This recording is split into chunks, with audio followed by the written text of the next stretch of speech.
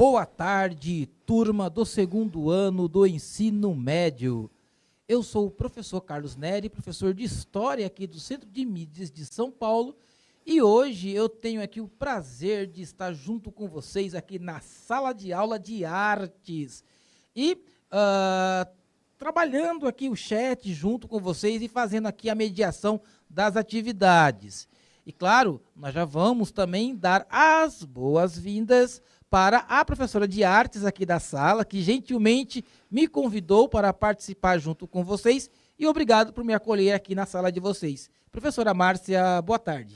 Boa tarde, professor Carlos. Boa tarde, colegas professores. Boa tarde, alunos. Muito obrigada. Nós é que agradecemos, né? A sua presença tão incrível, tão fantástica, né? Tão assim. Ele é uma simpatia, esse moço. Eu falei, um dia eu tenho que fazer uma aula com esse moço. E aí hoje surgiu a oportunidade. Obrigada, professor, por aceitar o nosso convite. Legal. Gente, agora, né, vamos ver sobre o que falará a nossa aula hoje. Olha só, a nossa aula de hoje será sobre intervenções artísticas em artes visuais e na dança. Sendo que eu sei que o professor Carlos Neri é um exímio dançarino. Né, professor?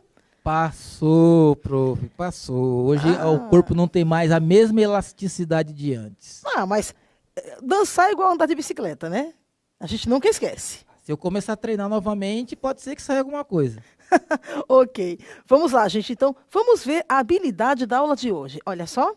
A nossa habilidade de hoje é articular imagens, ideias e sentimentos por meio da especificidade dos processos de criação nas linguagens das artes visuais, da dança, da música e do teatro, gerando projetos de intervenção nas escolas.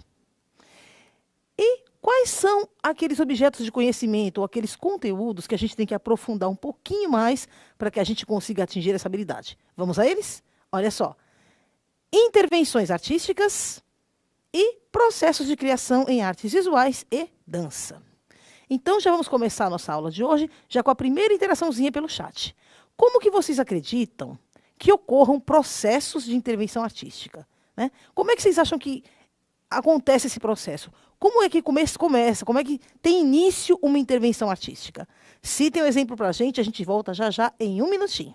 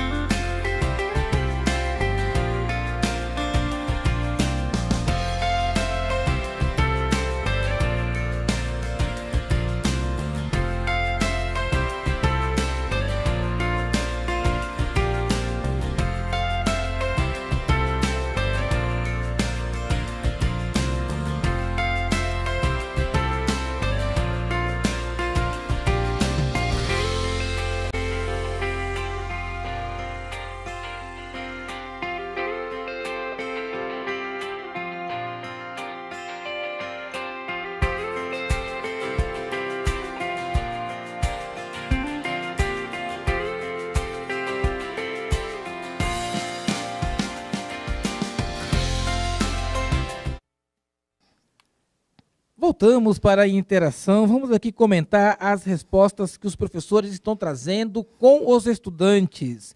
A professora Rita nos fala sobre a instalação, grafite, flashmob. A professora Natália vai trabalhar as ideias potenciais do local e um olhar mais atento. E a professora Cristina vai nos colocar a linguagem nos muros da cidade, nas paredes dos viadutos e também nos prédios, professora. Isso. Então, vamos falar um pouquinho sobre a resposta da professora Rita, tá? As instalações são extremamente importantes nesse processo de intervenção artística. Por quê?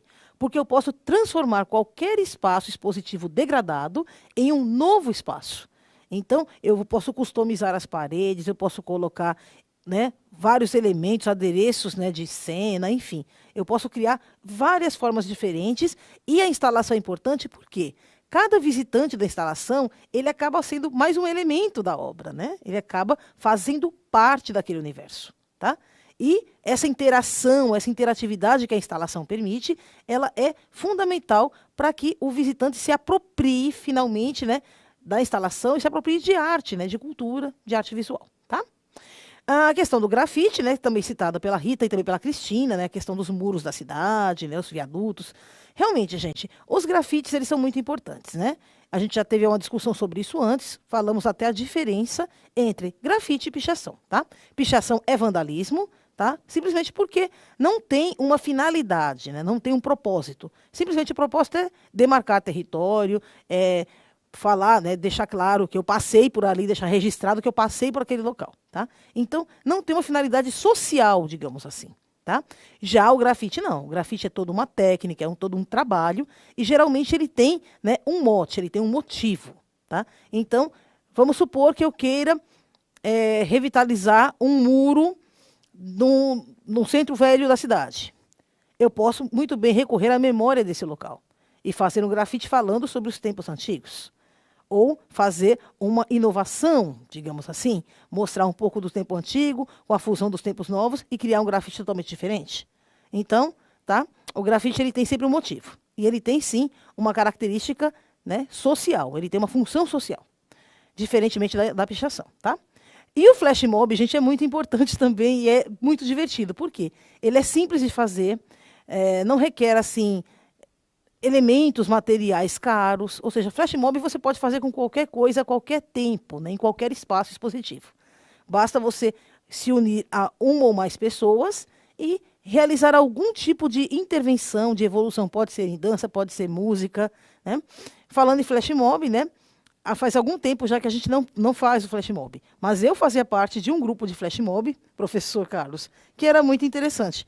Nós nos reuníamos uma vez ao ano, geralmente no inverno, todo mundo de capa amarela, e nós fazemos um flash mob relembrando a nossa infância, falando sobre o filme Pica-Pau Desce as Cataratas. Então, todo mundo via aquela turma de gente de capa amarela na Paulista, éramos nós.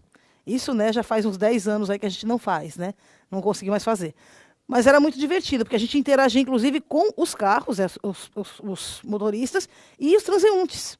E era muito divertido, porque todo mundo lembrava do desenho e interagia de volta com a gente, tá?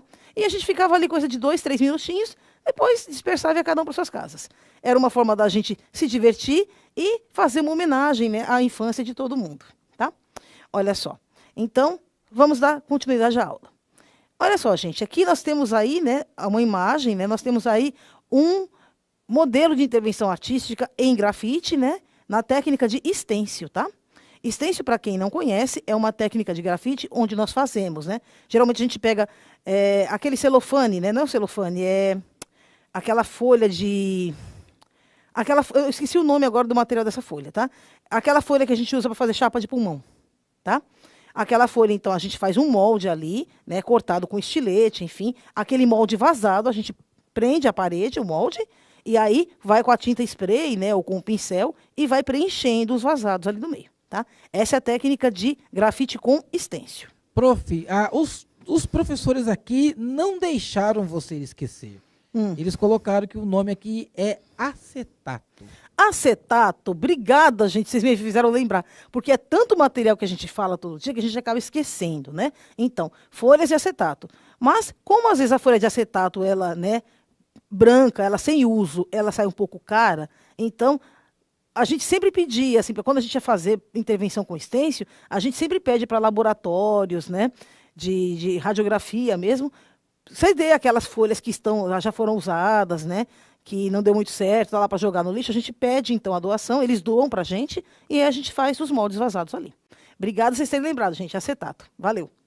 Então, olha só, gente, né? As intervenções artísticas, elas partem do princípio, né, como eu falei para vocês, de revitalizar ou ressignificar locais degradados, né? E a gente devolve, então, né, esse local transformado para a sociedade novamente.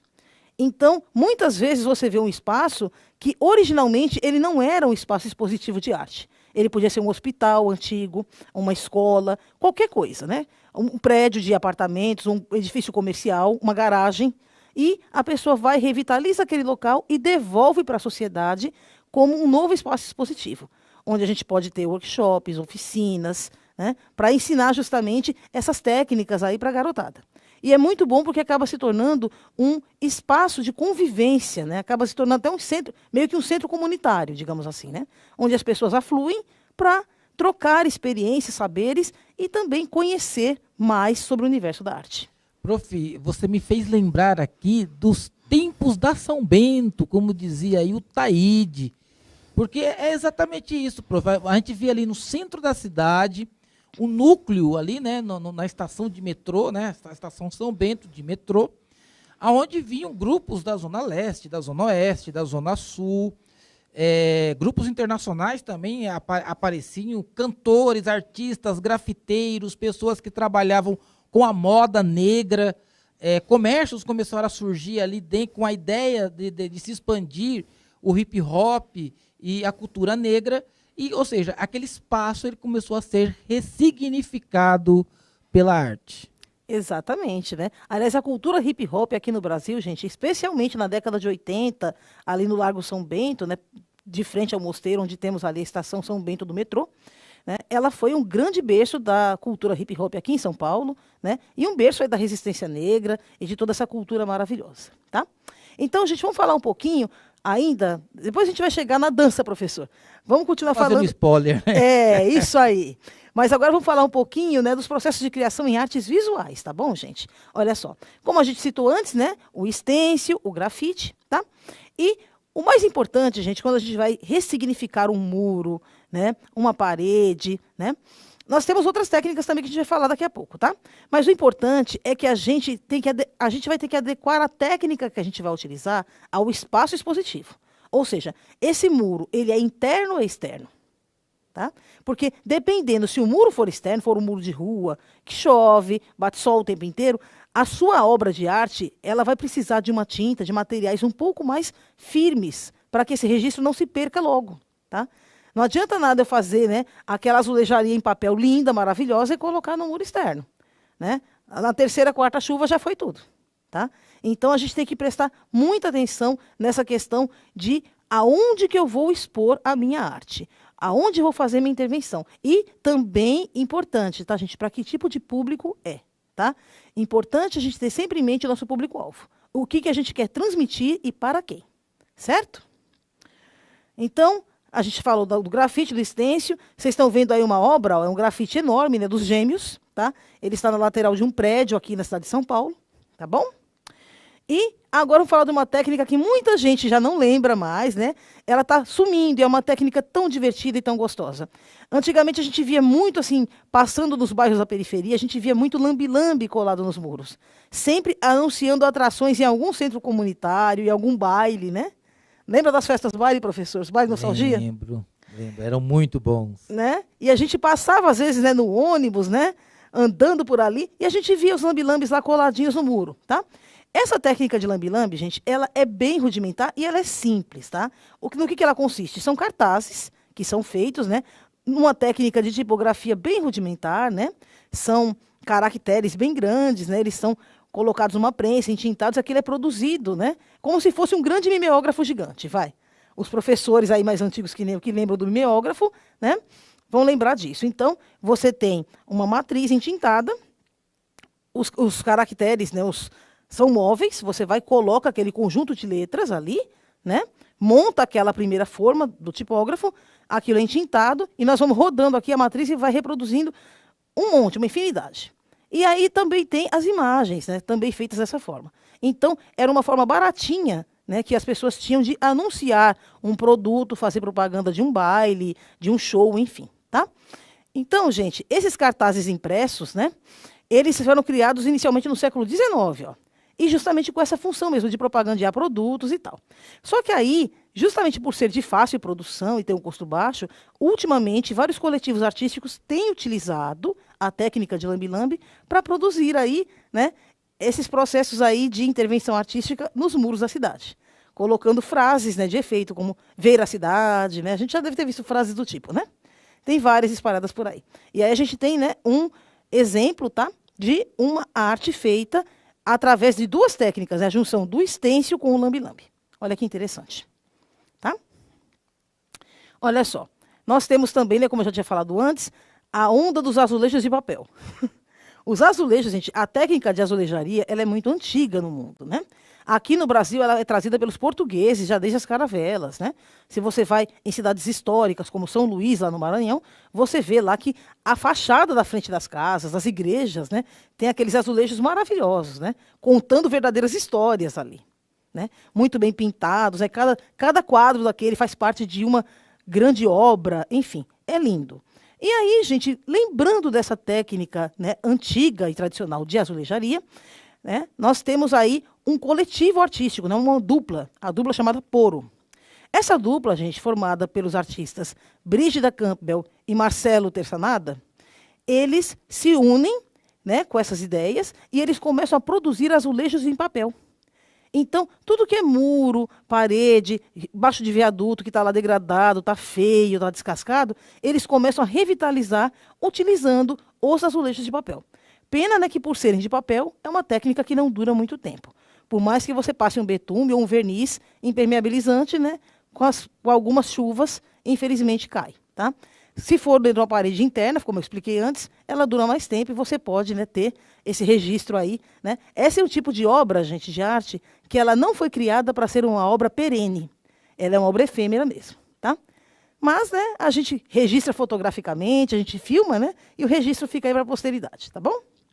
Olha só. Então, vamos agora tentar entender aqui como que vocês acham, alunos, professores, como que ocorrem aí os processos artísticos de criação em dança.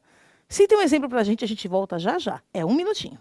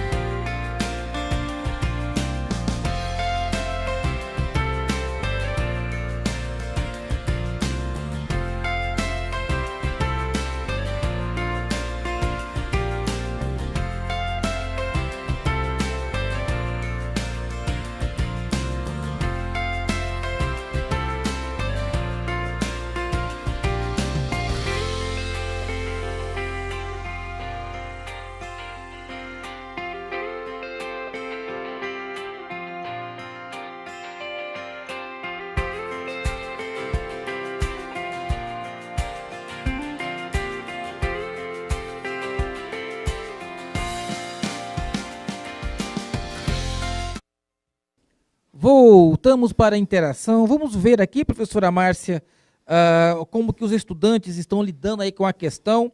A sua xará, professora Márcia, ela diz assim: movimento do corpo em expressão do cotidiano. A professora Ana Cláudia também coloca aqui, através da coreografia, da performance e da improvisação. E a professora Ruimar diz que pode ser individual, ou por uma inspiração, ou temática, ou um processo colaborativo. Muito bem, gente. Obrigada pelas respostas de vocês. Todo mundo afinadinho, hein, professor? Vamos lá. E aqui o professor Gilberto também falou, né, da criação a partir dos sentimentos. Realmente, professor, né? O primeiro motivo, né, a primeira coisa que nos motiva a criar qualquer tipo de arte é um sentimento. E a partir desse sentimento, nós vamos aí para uma ideia central, né? Ou que seria, né, o tema para a nossa obra, certo? A professora Solange falou sobre apresentação e improvisação em público. Sim, né? Está dentro do processo, né? No caso, a apresentação ou a improvisação, ela já está na fase, né, de execução do seu projeto, né? Ela é uma das fases, né? A fase mais importante, no caso, né? Que já é a parte onde a gente finalmente coloca em prática para todo mundo ver tudo aquilo que a gente elaborou, que a gente pesquisou, que a gente ficou ali, né, maturando durante meses, né? Então, muito bem, professora Solange, bem lembrado. Professor Lucas falou sobre a observação do cotidiano. Realmente, né, os laboratórios que a gente faz, a observação do dia a dia, ela é de fundamental importância em qualquer área artística, seja teatro, seja dança, seja arte visual, porque justamente como a arte é um recorte da sociedade em determinado período histórico, é óbvio que, para todo artista, é importante ter esse contato com o mundo externo, até para a gente pegar inspiração, né, para fazer a nossa obra, tá? Então, vamos falar um pouquinho aí dos processos de criação em dança. Olha lá, ó, a primeira imagem que já aparece é um b-boy, né, um rapaz dançando, fazendo evoluções de solo dentro aí, né, da cultura hip hop. Acredito que ele está dançando aí pelo estilo, ele deve estar fazendo um freestyle aí, né, porque o popping é um pouquinho diferente, né, tá? O popping é mais em pé. Tá? Então, gente, a dança, desde que a gente, né, desde tempos imemoriais, desde o homem pré-histórico, a dança ela já surge como uma forma de expressão artística, ou seja, uma forma do homem usar o seu corpo para contar uma história, para expressar uma ideia, um sentimento. Tá?